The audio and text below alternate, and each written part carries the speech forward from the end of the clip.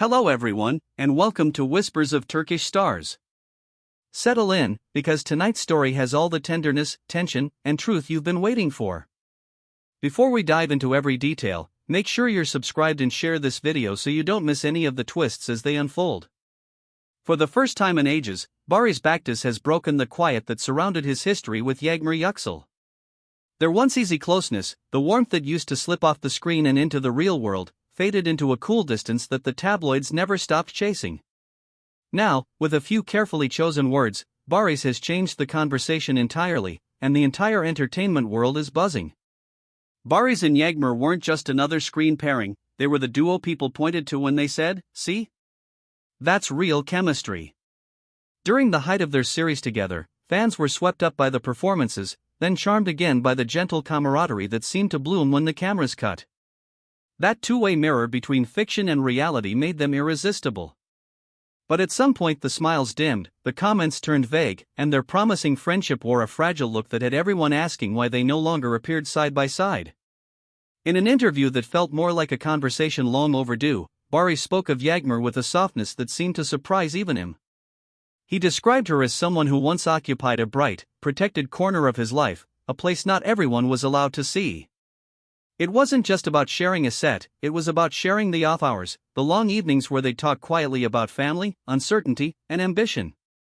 He talked of being present for her in moments most people never knew happened, hinting at private worries and real struggles that bonded them away from the lights. And then he admitted something he'd tiptoed around for years.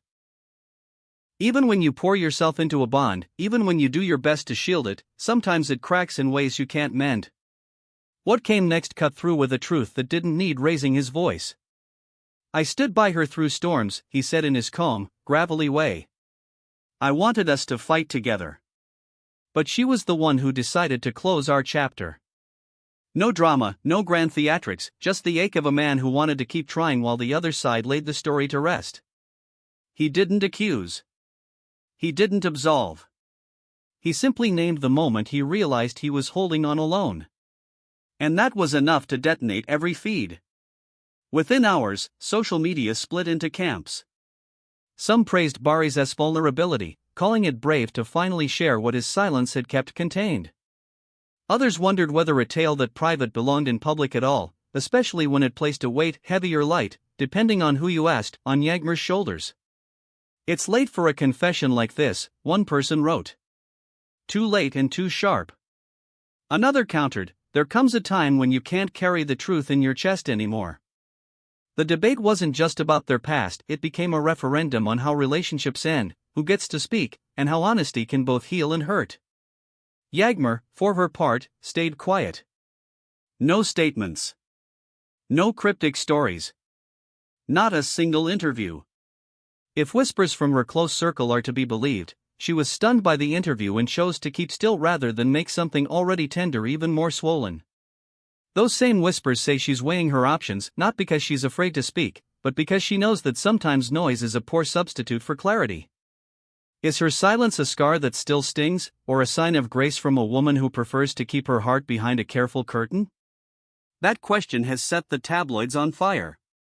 The gossip pages cannot get enough of their timeline. They remind us of the first days. How the early mornings on set felt like summer even in February, how Baris would linger after his scenes to rehearse lines with her, how Yagmmer would show up on her days off to support his toughest sequences.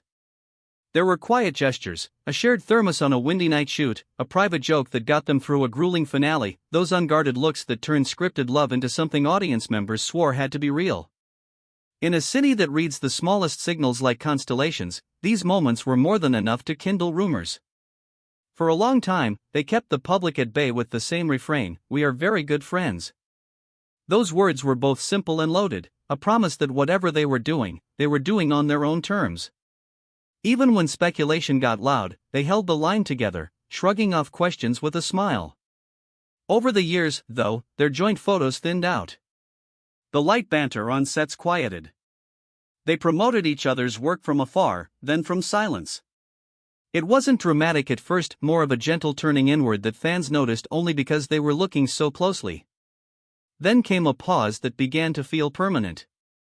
If it seemed as though Baris had made a pact with himself never to address it, he nearly kept it. Lately, he's been a fortress about his private life, steering every conversation back to his craft, to scripts and characters and collaborators. But in this interview, perhaps tired of dodging, perhaps longing to close a circle, he allowed himself to go where he'd never gone. He admitted that Yagmmer mattered in a profound way, that her happiness had been a priority for him, that he had stood guard over what they had as best he could. Each sentence carried the weight of a long-kept secret. Then came the line that rattled the tabloids like a thunderclap. He tried to protect their bond, but she was the one who chose to end the love they had. He elaborated with disarming candor. He said he felt like a man at a station, holding a ticket for two, still there, still ready to board, while realizing the other seat would remain empty. He spoke of the limits of commitment when it's one-sided, how even the fiercest loyalty can't make another person stay. The image was so vivid, so human, that it became the story of the day. From there, the online swirl only intensified. Nostalgic clips resurfaced, scenes of the two in sweeping embraces, arguments that ended in laughter, quiet moments that looked like a sigh. Comment sections filled with contradictory prayers, some wished for a reunion, others urged both of them to move on without reopening old wounds. "He's finally said what he needed to say," one voice insisted. "Let him have that." Another pleaded, "This isn't fair to her. Some closures should remain private." You could feel the split down the middle. Meanwhile, those close to Yagmmer insist she isn't being strategic, she's being careful. They say she respects the past they shared and doesn't want to feed a spectacle that might make that past feel cheaper than it was. The people around her talk about a woman who prefers measured steps and who may respond, if she does at all, when the conversation is no longer boiling. Whether that patience flows from hurt or wisdom or both, no one can say. And yet, the fascination persists not only because they were luminous together, but because their story feels like one we've all lived in some way. Who hasn't tried to fight for something while watching the other person drop their guard? Who hasn't felt like the only one still carrying a frame with a faded picture inside? Maybe that's why Baris's words cut through as they did. They weren't just about two famous people, they were about a very ordinary pain wrapped in an extraordinary spotlight. Industry insiders recall how protective Baris has always been of his co-stars, and how warmly he spoke of Yagmmer even when he didn't say much. They remember her reciprocity too, the way she never let anyone reduce him to gossip fodder, her careful refusal to let rumor dictate their narrative. It's ironic, then, that it's only now, after years of restraint, that their names have spun into the whirlwind again, this time because the guard came down for a heartbeat. Of course, the press pounced on that heartbeat and stretched it over columns and headlines, seasoned with speculation and memory. Some pundits cast his words as a reckoning. Others heard a plea, not for pity, but for the dignity of the truth as he experienced it. Still others suggested this wasn't about blame at all, it was about release. By saying she ended what they had, he may finally be allowing himself to stop standing at that metaphorical station. And in a strange way, that admission could be an act of tenderness toward both of them. If you're waiting for the twist where Yagmmer fires back, it hasn't happened. Instead, she's kept working, keeping her commitments, showing up with that open, steady presence that's always been her hallmark. The absence of a statement has become its own kind of statement, and people can't help but read it every which way. Is it a quiet refusal to relive something complicated in public? Or is it a preparation for a single, precise piece of clarity when the noise dies down? Every day that passes without a response seems to deepen the mystery. Let's not forget what made them magnetic in the first place. Their scenes together felt less like acting and more like memory, as if the camera was catching something that already existed and would keep existing once the director called cut. They were quick to laugh around each other, quick to lean in, quick to offer help in small, natural ways.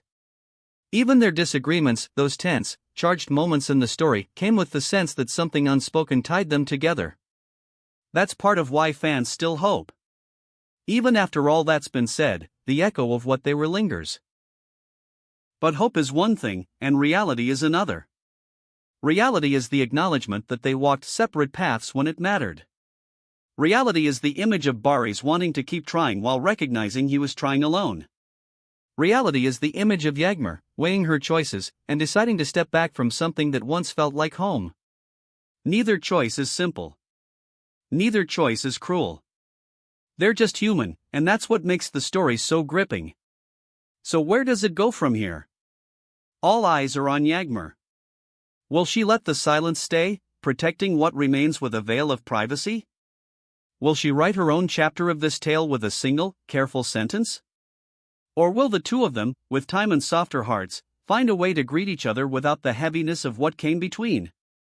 Even a friendship, if it returns at all, would be a different creature now, quieter, perhaps kinder, shaped by lessons that can only be learned the hard way.